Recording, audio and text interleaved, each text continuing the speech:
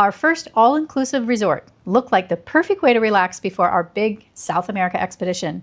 We spent 3 days here in Barbados to see what the resort life is really all about. But when we crunched the numbers, we realized something a little surprising. The hotel actually cost us $40 more per day as our recent Holland America cruise. So the big question is, can a stationary hotel really compete with a premium cruise ship? We're going to show you the room, the food, and the island, and then break down exactly why the math didn't quite add up.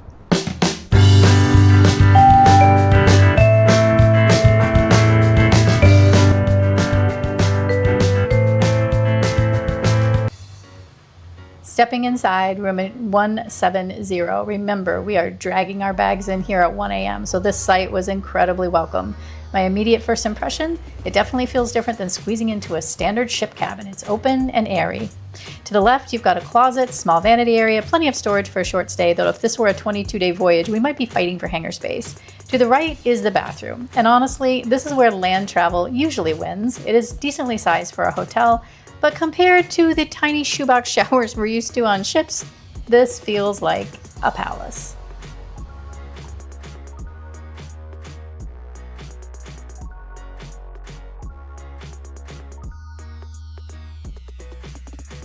Moving past the coffee station, which is essential for us, and into the main bedroom. Over on the left, there's a second desk with an actual cushioned chair. If you've ever tried to edit a YouTube video on a hard wooden stool in a cruise cabin, you know why I'm pointing this out. It's a dedicated workspace, not just an afterthought. We've got a decent sized TV, but the star of the show is this massive king-size 4-poster bed. No two twins pushed together here with a middle seam, right? After a long flight and a midnight check-in, this bed looked absolutely heavenly. But for us, the room is only as good as the view. So check out this patio. We've got tables, chairs, plenty of room to stretch out. It overlooks the pool, and it's undeniably larger than a standard cruise balcony. But the question remains, is the view better when it's stationary or when it's moving? Let me know what you think. From up here on the 4th floor restaurant, you really get a sense of the layout. It's compact and wraps around the pools. It feels much more intimate than looking down from the Lido deck of a megaship, where you sometimes need a map just to find the elevator. The grounds themselves are beautifully manicured. You got these quiet pockets of flowers, water features that effectively block out the noise from the outside world.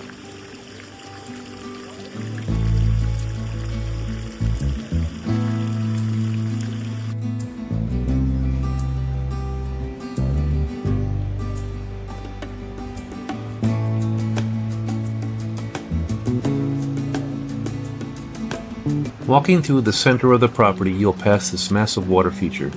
Don't let it fool you. It looks like a lap pool, but it's actually just a decorative fountain that leads towards the main swim area. And here is the main pool at night. Seeing it quiet like this really highlights the layout. It's well lit and there are plenty of loungers, well maintained for a property this old. But the beach is a more complicated story. Nature's been pretty tough on this coastline. You can clearly see where recent hurricanes have stripped away the sand, leaving these exposed tree roots and a very rocky shoreline. Because of that, swimming here is actually pretty tricky. You really have to watch your step. So while it may not be the best spot for taking a dip, it is perfect for just sitting back and listening to the Atlantic crash in.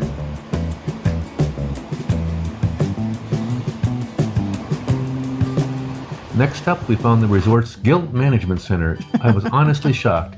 This isn't just some closet with a broken bike. It's a proper, spacious gym. You've got a full rack of dumbbells plus decent chest and leg machines. It's everything you need to maintain a routine, or at least pretend you're going to offset those buffet calories. The cardio lineup is solid too. Treadmills, an elliptical, and even a rare sighting in a hotel gym, a rowing machine. Overall, plenty of gear to help burn off breakfast. Then on the way to Rachel's restaurant, we ran into the actual owner of the resort. This green monkey was doing a perimeter check behind the bushes, probably just waiting for a resident to drop a french fry. If you're a cruiser, this is where you start to feel the difference. On a ship, you're used to the main dining room, the buffet, specialty spots all firing at once.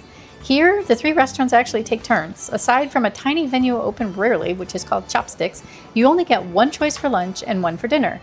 And the biggest shock for us, used to sit-down service, we're 2 days in and it's been 100% buffet. It basically feels like the Lido deck is the only game in town. Here is the setup for breakfast. Even when it's empty, you can see all the warming bins lined up. It is definitely built for volume feeding, just like a ship's buffet. But we did find a bright spot with the bins hit or miss. The made-to-order omelet station was solid. Next up is Chopsticks. Think of this as the specialty dining, but with a major supply issue. It is only open 2 nights a week with just 30 seats. Unlike a ship where you can usually book a table, we simply couldn't get in. So unfortunately, this empty room is the only course we were served. We had to eat at Drifters both nights. It feels like lunch leftovers remixed for dinner. Ships do this too, but you can always escape to the main dining room. Seafood thermidor and pork stew were both tasty, but the roasted chicken and the marlin were incredibly dry, as was the burger for lunch. But I will say, one of the things this place has going for it is the view. So all the food was mediocre. Hey, here's your view. First margarita of the trip. Yeah, okay.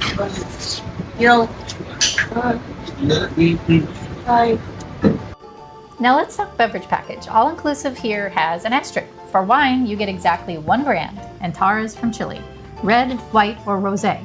That is your entire list. Anything else, you are paying by the bottle, and these prices are in Barbados dollars. But while the wine list was restricted, the atmosphere was actually an upgrade. The torches, the lighting, the sound of the ocean. Honestly, sitting here felt much more intimate and relaxed than it does on a loud cruise ship.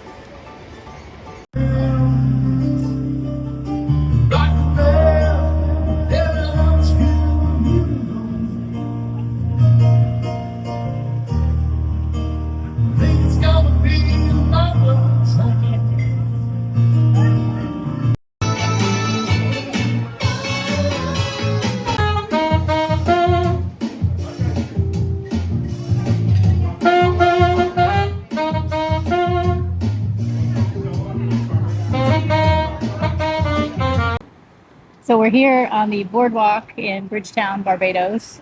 We were told this is a great spot. We'll walk you down that way.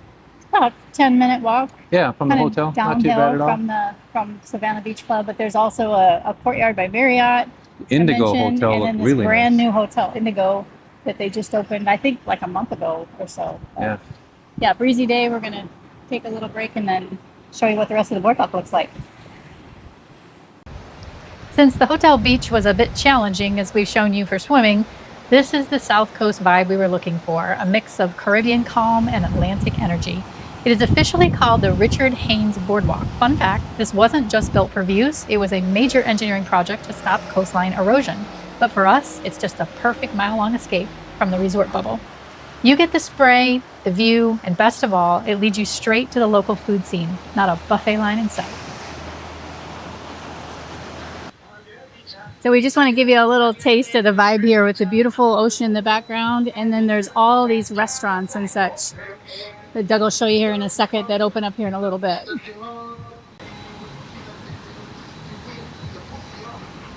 So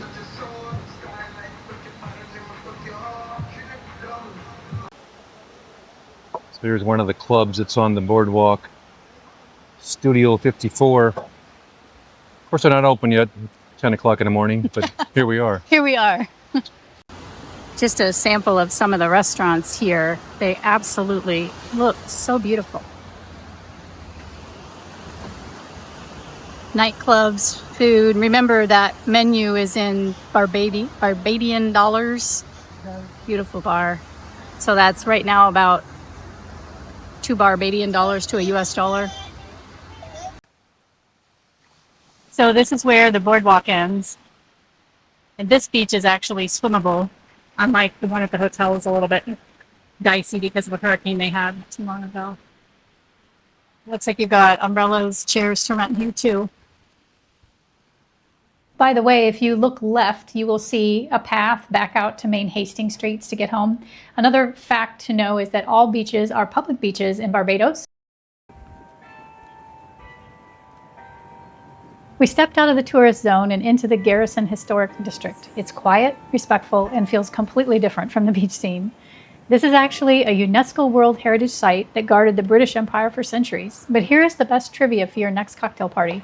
This area is the only place George Washington ever visited outside of the United States. He does have a museum here that you can visit. He stayed right here for about 2 months in 1751. Okay, so now for all my data and pricing geeks, so let's talk about it. So we booked Savannah Beach Club, deluxe pool, access king. You've seen the review. We're in the historic Garrison district. Our cost for 3 nights was $1,776, which that breaks down to $296 per person per day with this all-inclusive plan. Yeah, an interesting fact, that is $40 a day per person more than our recent trip on Holland America. Which was kind of surprising Yeah. as we got through it. So because it was our first all-inclusive, I made a point to ask for some clarification on what actually is all included. And this is cut right from the email they sent me. And there were a couple of words in here that we just wanted to call out and have you hang on to for a minute. Yeah, so house wines were included, and also glasses of water And soda. and soda. Yeah, so hang on to that for a second. All right. So what was really included versus what wasn't? And to be fair, cruise lines do this all the time too. And this is why we do our tips and tricks videos, because of the there's some gotchas.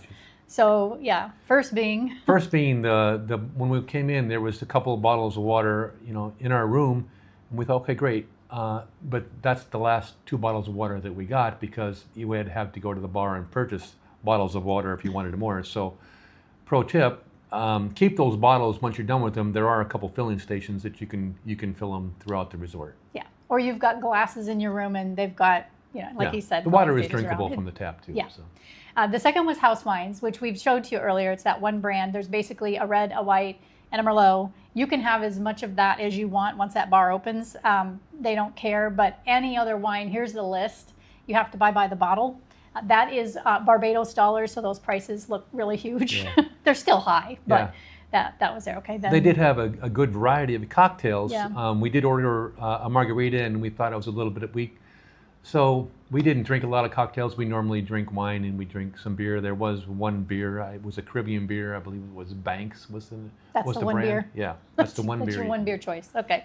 Now on to the restaurant schedule. This is way more complicated, I think, than how a cruise ship makes it. But there's 3 restaurants here. The first thing you want to do is go snap a picture of the schedule, which is outside the 2 restaurants, Rachel's and Drifters. That pretty much tells you what your meal choices are going to be. For us, it was all buffet all the time. There was no other choice. We've explained our sadness around not getting chopsticks, but compared to a cruise, even if you didn't want a buffet, that's what you're getting. And they did have some cook to order. Yeah, stations. they had a burger bar that was pretty good for lunch. You could have got it for dinner too. So there was grilled sandwiches, the chicken, there was some fish, and a couple different kinds of burgers. They were pretty good. Yeah. Pasta station last night with Italian. And just a note on mobility. Yeah, there's a lot of stairs. So our room was on the ground level, and the breakfast buffet was on the 5th floor. And there's 2 elevators, but only one of them was working. And when we watched some videos when we booked, there was always 2 elevators, but only one working. So that could have been a strange coincidence. It's been like a year and a half or something. It's been a while since that elevator's been down, I think. So yeah. All right, and then just a couple of notes. We did not rent a car. We had Sun Tours, which we highly recommend them, by the way. They were our transfer from the airport to here, and they'll transport us to the cruise dock a little bit later today. So we really did. We ended up walking very carefully, I might say, but walking into town. And so we did not also book any tours on this. So in comparison to what with Holland, excursions were included in that price as well. We didn't really do that. We stayed here to enjoy the all-inclusive. Now, the question is, as always, could we have saved money? Yeah, we could have. We could have gotten a double room and had chosen only breakfast. Yeah. And that would have been $186 per person per day. So we could have saved there. And then the question would be, well, are there restaurants in walking distance? If you're U.S. and you're used to driving on a certain side of the road, you might not want to drive here. And this map here shows you where the closest restaurants are very close. I mean, there's quite a few of them. They were all fairly well rated. So you could probably get by on something like that. You just have to be careful. Yeah, you have to be careful. The sidewalks are in kind of rough shape. There's some holes. There's some uneven surfaces. So if you have mobility challenges, again, probably wouldn't want to walk off the property. Yeah, that's it. I did some comparable price checking as well when we booked this. I know the Hilton Barbados is a pretty popular spot for people cruising from here. Its price was $598 a night. But there's no inclusions at all, right? Yeah. Unless you have status. And then SoCo Hotel was $501 per night for their all-inclusive. That was just their basic room, so that one's even a little bit less. These properties are comparable to me because of their star level and the fact that they're beachfront. Yeah. You can stay inland for less if you wanted to do that. The best value. What's the best value? A lot of people, ask us and say, you should really try an all-inclusive. So this was our first one, and our takeaway is we think cruising is a much better value for a lot of different reasons. Yeah, if you really look, we feel like the comparison, because the price is so close with that Holland cruise. There were some inclusions that, just to call out, one, on Holland, we had the elite drink package, so we could pretty much have anything we wanted to drink except for like really high level bourbons or whatever. Yeah. We had unlimited laundry. That was part of that per person per day price. Here's the price of laundry and pressing here. We also had Club Orange, which got us access to, priority seating and all that type of stuff. And just think of the number of restaurants that are on a ship. I mean, not in many cases are you told you must eat in the buffet every day. And the entertainment on the cruise ship is far better. There's production shows, there's multiple different singers at the same time. Yeah. It's far and away a better experience. Yeah, and we do understand that some people just aren't cruisers, and that's fine. You can't see yourself out on the open ocean. So hopefully this data has helped you, at least if you're not a cruiser. But if you are, sort of this recommitment that cruising seems to be a good deal. So we're getting ready to head out tomorrow. Tomorrow we're going to board the Azamara Quest, and we're going to head towards South America. So if that's something you're interested in, please subscribe and hit the notification bell, because we will be posting as we go. All right. Thanks for watching. Thanks for watching.